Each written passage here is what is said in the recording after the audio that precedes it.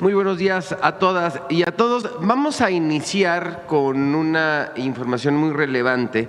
El día de ayer incluso se envió un comunicado conjunto por parte de todas las instituciones que le damos seguimiento a la estrategia para la estabilización del precio del diésel.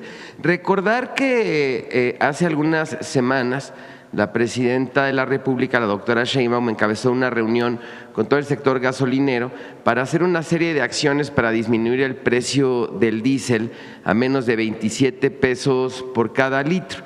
Hasta ahorita el 80% de estas estaciones de servicio cumple con el acuerdo.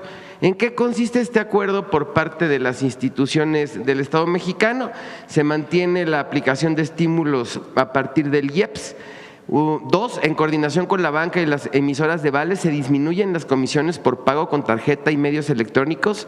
3, Pemex reduce precios en sus terminales de almacenamiento y despacho y suma más gasolineras a su transporte de última milla, bajando el costo del flete hacia las estaciones de servicio.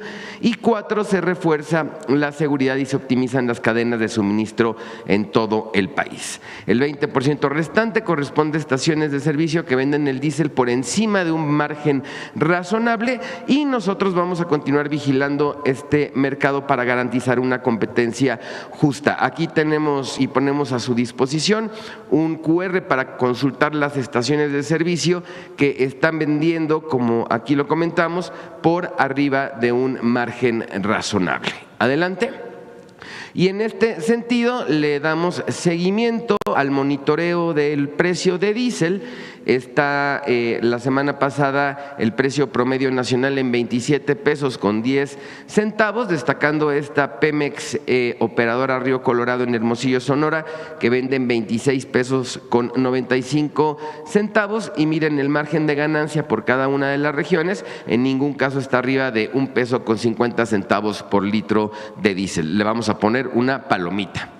Están las que se siguen volando la barda con los precios. Miren, tenemos esta, por ejemplo, la gas en Cancún, Quintana Roo, que vende en 28 pesos con 48 centavos, cuando recordábamos que el acuerdo estaba en 27 pesos. Y miren los márgenes de ganancia, podemos encontrar márgenes de hasta 4 pesos con 15 centavos por cada litro de diésel. Les vamos a poner un tache.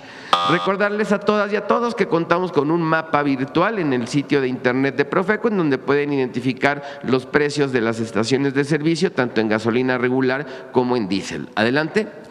Bien, y la semana pasada se publicó, de acuerdo con el Índice Nacional de Precios al Consumidor, que en junio la inflación general se ubicó en 3.37%, su nivel más bajo desde diciembre de 2020, con lo que suma 3 meses consecutivos a la baja. Como ven, en marzo estaba en 4.59%, abril bajó a 4.45%, mayo bajó a 3.94% y en junio 3.37%. La Profeco participa en nuestros esfuerzos mediante el monitoreo permanente de precios de productos de primera necesidad y combustibles. Y vamos a destacar algo que incluso muchos articulistas, analistas financieros destacaron como 2 de las estrategias más importantes para la disminución de la inflación. Uno es la permanencia del PASIC en 910 pesos la canasta y la estrategia para la estabilización de los precios tanto de gasolina regular como de diésel. Adelante.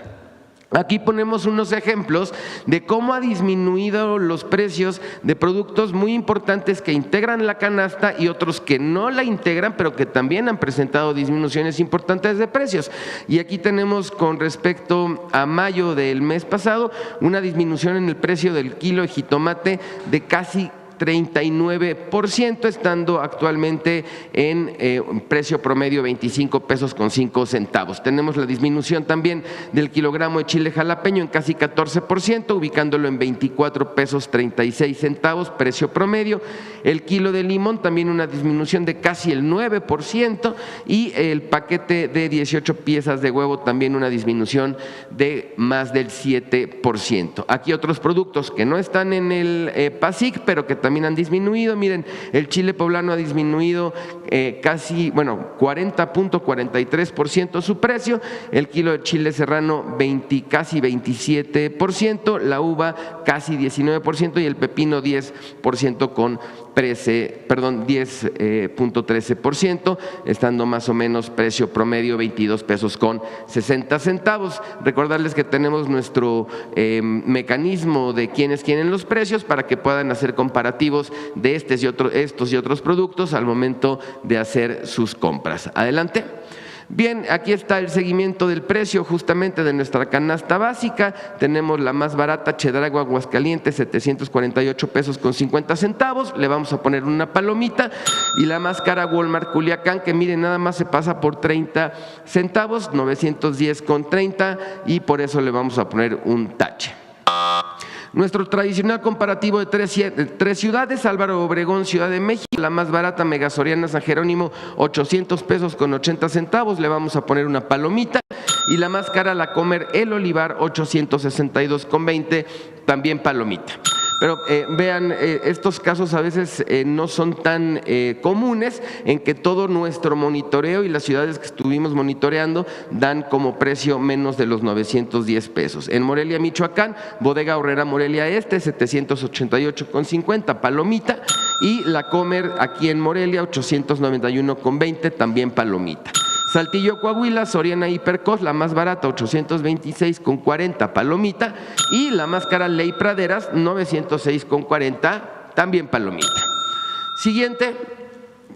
Gracias. En la revista del Consumidor se realizó un estudio de calidad de margarinas y mantequillas. Se analizaron grasa, sodio y contenido energético de 43 productos, tanto de margarinas como de mantequillas. Pero miren, existe esta idea de que la mantequilla muchas veces es mucho más cara que la mantequilla. Aquí ponemos dos ejemplos del mismo gramaje: mantequilla 22 pesos con 97, margarina 19.33, poco más cara la mantequilla, pero accesible para las familias mexicanas. Aquí algunas de las diferencias: el tipo de grasa, en mantequilla es grasa de leche, y el origen son, productos lácteos, y las margarinas son grasas vegetales modificadas como de soya, maíz, palma o girasol, y son elaborados, como lo decíamos, con aceites vegetales. Ahí está el código para que puedan consultar toda la revista del Consumidor y así poder acceder a este y a los demás artículos de nuestra edición de julio. Adelante. Finalizamos con nuestros consejos Profeco de la semana. 1, el 80% de las estaciones vende el diésel por debajo de los 27 pesos por litro. Antes de cargar, identifica cuáles sí cumplen con el acuerdo y elige la mejor opción.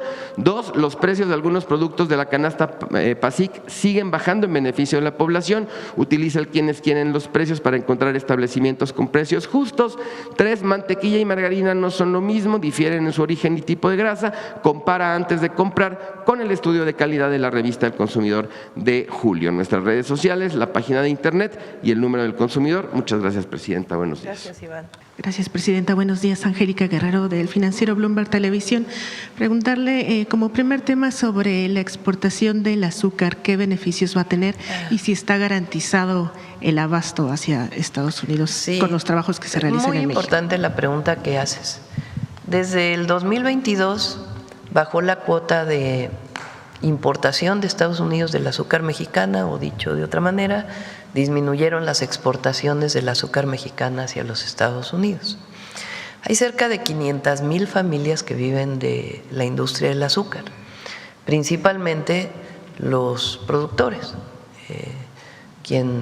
los dueños, los ejidatarios y los productores de la caña, después los ingenios azucareros y después quien comercializa, que muchas veces son los propios ingenios, y si no, también quien comercializa el azúcar. ¿Qué pasó durante estos años, desde 2022 hasta el 2026? Como disminuyó a prácticamente una cuarta parte de lo que se exportaba, o una quinta parte de lo que se exportaba a Estados Unidos, el azúcar mexicana, entonces hubo mucha producción en México que no tenía salida. ¿Quién consume azúcar? No solamente el consumidor final que compra su producto para la elaboración de la alimentación en las viviendas, sino las refresqueras, los que hacen dulces, la comida para alimento animal también utiliza azúcar, y la comida para alimento humano. Ese es, digamos, el mercado en general del azúcar en México. Entonces, había muchísima producción en nuestro país. Entonces, los precios se colapsaron, disminuyó mucho. No necesariamente para el consumidor final, pero sí para el productor, lo que recibía por la producción del azúcar. Desde el año pasado nos reunimos con toda la cadena de producción. Me he reunido yo 3 veces con todos los que forman parte de esta cadena, desde las organizaciones de productores de caña hasta el procesamiento del azúcar.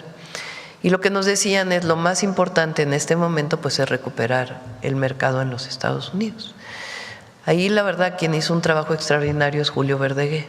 Estuvo trabajando con el Departamento de Agricultura de los Estados Unidos, con el Departamento de Comercio de los Estados Unidos, estuvo allá informando a pues distintos actores de los Estados Unidos de la importancia de que se recuperara la exportación de azúcar mexicana. Y recientemente, hace unos días, publicó el Departamento de Agricultura que en efecto aumenta la cuota de importación de Estados Unidos del azúcar mexicana. Esta es una excelente noticia. Además, estamos trabajando con productores e industrializadores para ver mejoras en la producción, cómo podemos mejorar la producción del azúcar, de la caña, aumentar su rentabilidad. Otras opciones, como por ejemplo la producción de etanol de la caña o del bagazo, y algunas otras opciones que también son importantes. Por ejemplo, los productores de refrescos, de aguas, de bebidas azucaradas, están importando mucha, ¿cómo le llaman al azúcar que viene del maíz? A la fructosa, que sustituye al azúcar que viene de la caña, que tiene además, de acuerdo con distintos estudios, mayores efectos en la salud que el consumo del azúcar. Entonces también estamos trabajando para que se importe menos fructosa y que pueda utilizarse más azúcar en el mercado nacional. Y al mismo tiempo con Estados Unidos estamos viendo la posibilidad de sustituir un producto que es el MTBE, que se utiliza en las gasolinas, por etanol.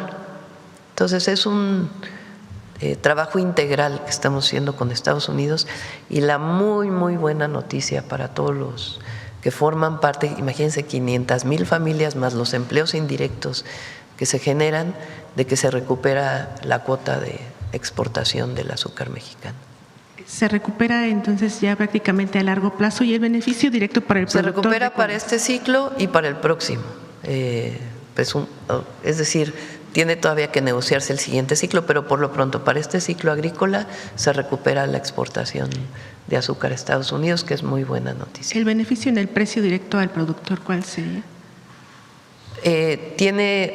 Como no queda todo el azúcar en México, entonces se exporta a un buen precio a los Estados Unidos y se permite mantener el precio del azúcar en nuestro país sin afectar al consumidor que consume azúcar, ni a los refrescos, ni a los productos intermedios que utilizan azúcar, ni al consumidor final, pero beneficia al productor de azúcar, a todos los que producen caña de azúcar en nuestro país.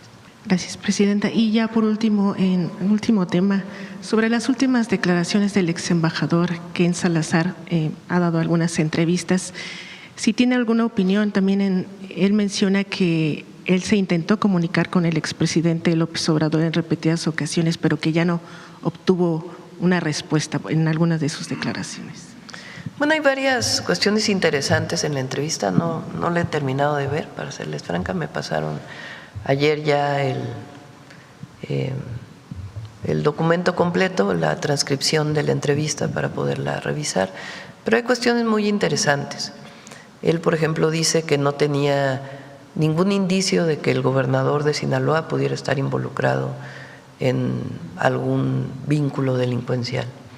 Menciona también que él respeta mucho al presidente Andrés Manuel López Obrador y que no tenía tampoco nada que le pudiera haber indicado que hubiera habido alguna protección del gobierno de México durante el sexenio del presidente López Obrador algún grupo delincuencial, dicho por el ex embajador.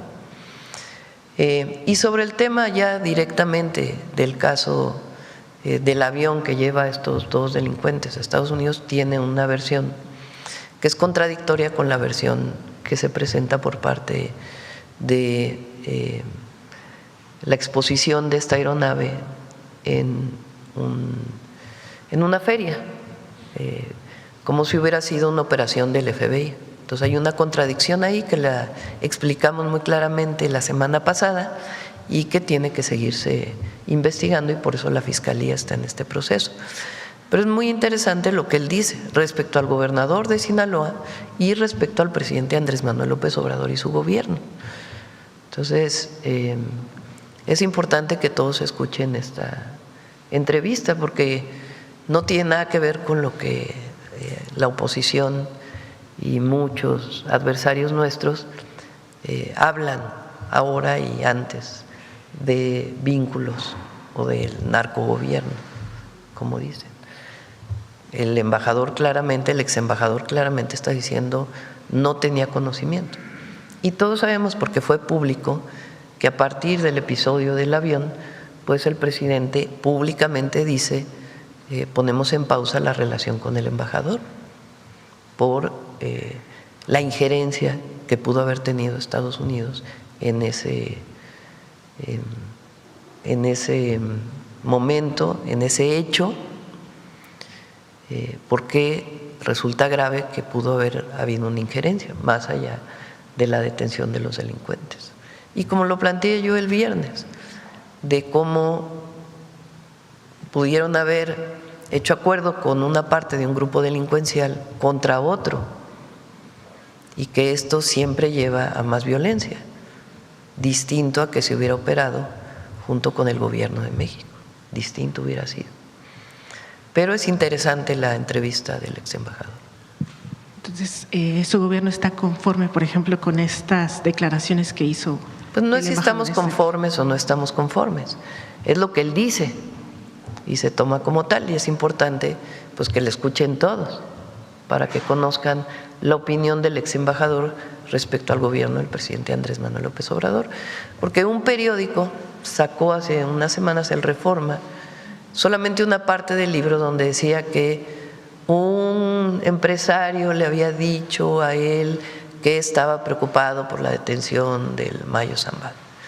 Y después él dice en la entrevista, no, bueno, pues ese fue un dicho de alguien que decía, pero yo no tengo ninguna prueba. Tampoco tengo pruebas del involucramiento del gobernador y con licencia del estado de Sinaloa. Lo dice claramente. Entonces, es el ex embajador durante el periodo del presidente López Obrador, o el embajador durante el periodo del presidente López Obrador. Gracias, presidente. Vamos de este lado. A ver, el compañero de lentes que está en la 1, 2, 3, cuarta fila. Gracias, presidenta. Discúlpame que no recuerdo tu nombre. Alejandro Alemán, a sus órdenes, de Diario Plaza Juárez y de Enlace Mexamérica. Retomando este planteamiento del ex embajador, le quisiera pedir un comentario respecto al fallecimiento la semana pasada, bueno, al aniversario del fallecimiento de Muñoz Ledo.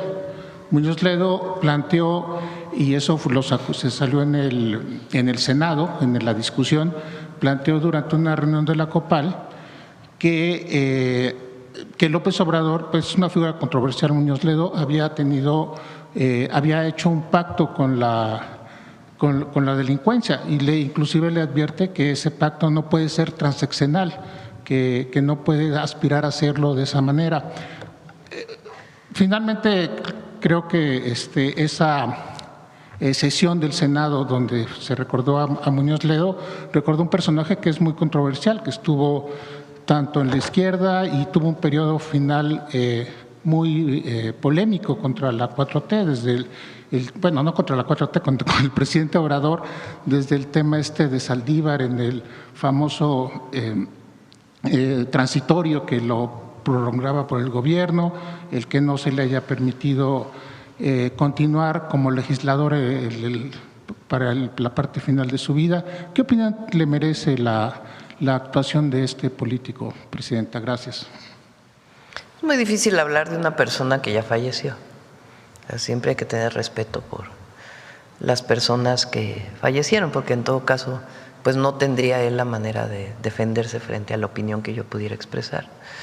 Lo cierto es que fue presidente de la Cámara de Diputados en su momento.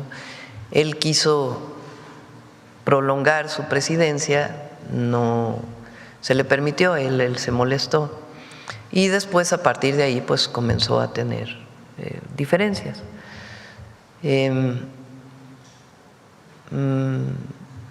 Me parece que las últimas participaciones de él hablaban más desde su enojo. Él también quiso ser embajador, finalmente no fue embajador, más desde su enojo que frente a una prueba que él pudiera tener. El gobierno del presidente López Obrador no tuvo ningún vínculo con la delincuencia organizada, ni nosotros tampoco lo tenemos. Nosotros actuamos permanentemente con una visión distinta a la de los gobiernos anteriores, dentro de la ley, haciendo detenciones con carpetas de investigación. Y la muestra pues es las detenciones que hubo durante el periodo del presidente López Obrador y las que hemos hecho nosotros. Nosotros no establecemos pactos criminales con nadie, ni con delincuentes comunes, ni de la delincuencia organizada, ni de cuello blanco, como era en el pasado. Entonces, e incluso el ex embajador habla de ello, de que él no tuvo ninguna prueba en su momento, y de nosotros, que ni cubrimos a nadie, ni hacemos pactos criminales con ningún grupo, y eso lo sabe la gente. Muchas gracias, Presidenta. En un segundo tema, en relación a esta, pudiéramos decir, esta escalada, esta nueva forma en la que el gobierno mexicano está afrontando la defensa de los mexicanos, ampliándola pues, porque ya son varios niveles, no solo es el asunto diplomático, sino que ahora se escala a nivel de las fiscalías estatales, se escala a nivel de la demanda comercial. En fin, esto está marcando un cambio en la relación México-Estados Unidos, un cambio que… No marca ningún cambio. Yo creo que es obligación de cualquier gobierno establecer una defensa de sus connacionales en el exterior. No marca una condición en la que queremos afectar la relación entre México y Estados Unidos. Pero imagínense si fuéramos omisos. Pues yo digo, este es un asunto de todas y todos los mexicanos. No es solo de la presidenta, no es solo de la Secretaría de Relaciones Exteriores. Yo imagino que a ustedes, más allá de ser periodistas, como mexicanos les indigna que un mexicano fallezca en un centro de detención sin explicación de por medio, o que se diga fue suicidio sin explicación clara de por medio, o este último caso, si me recuerdas el nombre, porque de Lorenzo Salgado, en donde generó indignación en Estados Unidos, por parte incluso del alcalde de Estados Unidos en Houston. Es un caso que genera indignación a todas y a todos los mexicanos. Por eso yo digo, no se trata de generar conflicto, ni mucho menos, pero tampoco puede uno, como gobierno y como mexicanas y mexicanos, decir no vayamos a decir nada porque no vaya a ser que haya algún problema con la relación con el gobierno del presidente Trump. No, tenemos relación en términos del comercio, tenemos relación con la seguridad, pero tenemos que levantar la voz cuando hay violación a los derechos humanos de nuestros connacionales y llevar acciones. Y en eso deberíamos estar de acuerdo todas y todos los mexicanos. No importa nuestra posición política, no importa nuestra posición económica, no importa si somos del sur, del norte o del centro. Todas y todos los mexicanos debemos decir no debe ocurrir una violación a los derechos humanos de los mexicanos en el exterior ni en México ni en el exterior. Entonces, por eso digo, yo conmino, yo hago un llamado a que la Comisión Permanente, todos los partidos políticos, hagan un llamado a la protección de los derechos humanos de los mexicanos en Estados Unidos, porque genera indignación ver las imágenes de este mexicano, de cómo fallece. Entonces, no podemos solamente seguir con cartas diplomáticas que no han dado resultados. Entonces, por eso pasamos a decir que investigue el Departamento de Justicia a quien resulte responsable. Igual los departamentos de justicia o las fiscalías estatales en donde ocurrieron estos hechos. Y también la carta al Alto Comisionado de Derechos Humanos de Naciones Unidas, pidiéndole también su intervención en este caso. Eso no tendría por qué lastimar la relación con el gobierno de Estados Unidos. Y aquí sí debería de haber unidad de todas y todos los mexicanos. Puede haber muchas cosas en las que no estemos de acuerdo, pero no veo por qué el proteger a los mexicanos en el exterior no sea algo que nos unifique. Entonces, por eso hago el llamado. Quien no quiera firmar este llamado, pues en todo caso que explique por qué. Claro, gracias, Presidenta. Bueno, a eso se agregaría el tema de las demandas, de las cartas que son a las empresas comerciales que tienen los centros de detención, a fin de pegarles por el lado financiero, dado que son grandes consorcios que tienen esa prestación del gobierno de mantener a los Lo que pedimos es una investigación imparcial, una investigación que diga por qué fallecieron mexicanos en los centros de detención, cuál es la causa, y al mismo tiempo 3 mexicanos que ya han fallecido en operativos de ICE. Y particularmente este último, que ha generado indignación también en los Estados Unidos, de estadounidenses también, no solamente de mexicanos viviendo en Estados Unidos. Gracias, Presidente. Y para cerrar, el tema de la Diputación Migrante en la Ciudad de México, tuvimos la oportunidad en el ciclo pasado de ver por primera vez un debate entre candidatos a ser diputados migrantes. Tuvimos bueno, como chilango yo me siento muy orgulloso y espero que muchos más lo compartan, de tener un diputado migrante electo por voto. A lo mejor no coincido en su forma de pensar, lo digo abiertamente, sin embargo, eso es una ganancia. Sin embargo, se ha introducido un cambio a fin de diluir este voto directo y sumarle el voto de los 33 distritos para la elección del diputado migrante, bajo el argumento de que en la capital tienen que opinar todos sobre la diputación migrante porque no es una diputación aislada. En el caso de la representación federal, que ese es un tema pendiente, ¿usted tomaría en cuenta este argumento, Presidenta? Recuerden que en el Plan A, famoso, que envié de reforma electoral, venía una parte relacionada con los diputados migrantes. En el sentido, ¿ahora cómo se hace?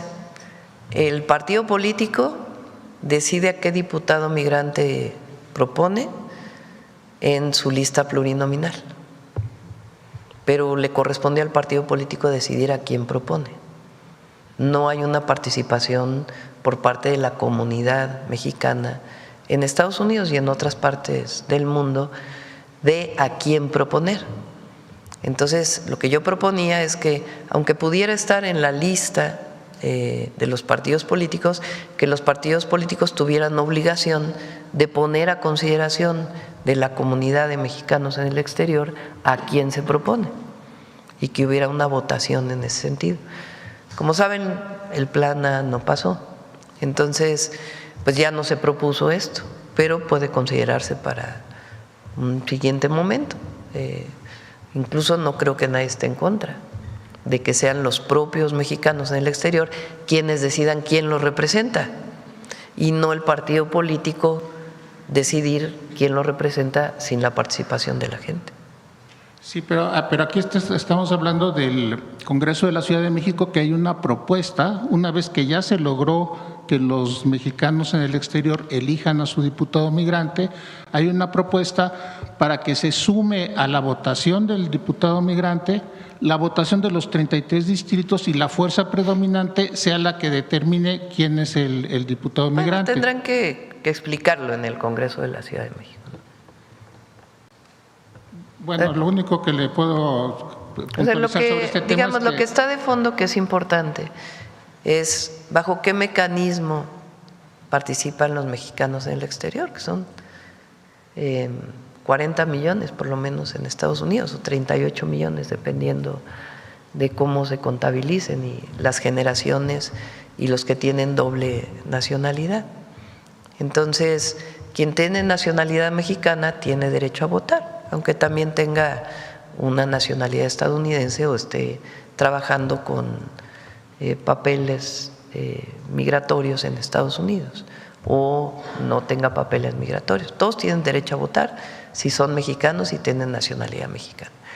Y hay muchos esquemas de cómo participar. Hay quien propone, por ejemplo, que sea un distrito especial, que sean 301 distritos y que sea un distrito especial para que tenga su representación. Hay quien propone que no es suficiente un distrito, que debería de haber varios distritos en el exterior para tener representaciones. Hay quien dice, bueno, que quede dentro de las listas de representación proporcional, pero si ya queda dentro de las listas de representación proporcional, pues tiene que estar asociado a los votos que obtuvieron los partidos políticos. Entonces, por cómo está estructurada las listas proporcionales, pues hay que revisar en ese marco qué es lo que está planteando el Congreso de la Ciudad. No podría yo ahora decir estoy de acuerdo o no estoy de acuerdo, hasta no saber exactamente por qué están haciendo este planteamiento y en qué marco. Ok, pero usted se decantaría por una representación directa o que quedara. Sí, yo lo que creo es que sea por representación proporcional, que fue la propuesta que nosotros hicimos. Por ejemplo, los que propone para no decir Morena, sino los que propone el PRI, que los representen en el exterior en su lista proporcional, pues que sean los propios mexicanos allá quienes decidan de los que van a votar por el PRI a quién le gustaría poner de representación, igual a los de Morena, igual a los de, o como hace Morena, por una consulta, más bien por una encuesta abierta. Entonces, hay diferentes maneras. Lo importante, creo yo, es que sean los mexicanos en el exterior quienes decían, ya sea por partido o en general, quienes los representan y no el partido político. Bueno, si de hecho hicimos una propuesta para que no fueran las listas plurinominales nombradas por las cúpulas de los partidos políticos, sino que participara la gente en esa decisión. Gracias, Presidenta. Nada más es un balance. Cerramos el ciclo escolar este miércoles. Felicitar a todos los niños, las niñas, jóvenes, adolescentes que ya pasaron al siguiente año, motivarlos a que sigan estudiando. Todas y todos tienen una beca ya, primaria, secundaria, preparatoria, y la Gertrudis Bocanegra cada vez llega a más estudiantes. Por cierto, que ayer la Presidenta de México anunció esta beca para los estudiantes de educación superior en Zacatecas. Más de 40,000 beneficiarios tendrá este programa en Zacatecas. Cerramos el ciclo consolidando la nueva escuela mexicana, el programa Vive Feliz, Vive Saludable, Vive Feliz. Logramos censar con el apoyo del IMSS a 10.8 millones de niños y de niñas que tenemos ya su expediente digital de salud escolar. Muchos de ellos ya fueron a tener una cita con el nutriólogo, con la nutrióloga en los centros de salud, a que les revisen los dientes, quitarle las caries, y cada vez más están yendo ya por sus lentes, que son completamente gratuitos. También eliminamos la comida chatarra en este ciclo escolar. Logramos la participación de 1.2 millones de niños en el mundialito escolar. La escuela es nuestra, ya se vio aquí, llegó a casi 73,000 escuelas. Estamos cerrando con 22 millones de becarios. A las maestras, a los maestros también les fue muy bien, un aumento del 9% que decretó la Presidenta. Hemos llegado ya a 200,000 basificaciones. Se detuvo la edad mínima de jubilación y estamos trabajando muy de cerca con el magisterio. Entonces es un buen cierre de ciclo. Nos vemos el 31 de agosto para los niños y las niñas, regresar a clases, los maestros una semana antes, el 24, porque vamos a iniciar los trabajos de la consulta escuela por escuela. Entonces sigue avanzando la nueva escuela mexicana y se sigue haciendo realidad el derecho a la educación que promueve la presidenta de la educación. Y como dice la presidenta, les va a desear felices vacaciones a todas y todos. Secretario. ¿Y los maestros de prepa en línea también serán basificados? Es un programa diferente. Los programas, los prepa en línea, pues son maestros también que pueden dar horas. Entonces se rompe un poco el concepto, pero sí tienen beca los de preparatoria en línea. En el caso de las escuelas de los estados donde hubo paro, ¿cómo se repuso las? Sí, en cada entidad tuvieron programas emergentes para actualizar a los niños y que no tuvieran ninguna pérdida. De hecho, tuvimos un cierre muy intenso de este ciclo para que se aproveche hasta el último día de clases, y para el siguiente calendario la entrega de calificaciones la vamos a poner una semana antes del cierre, que será por ahí del 9 de julio.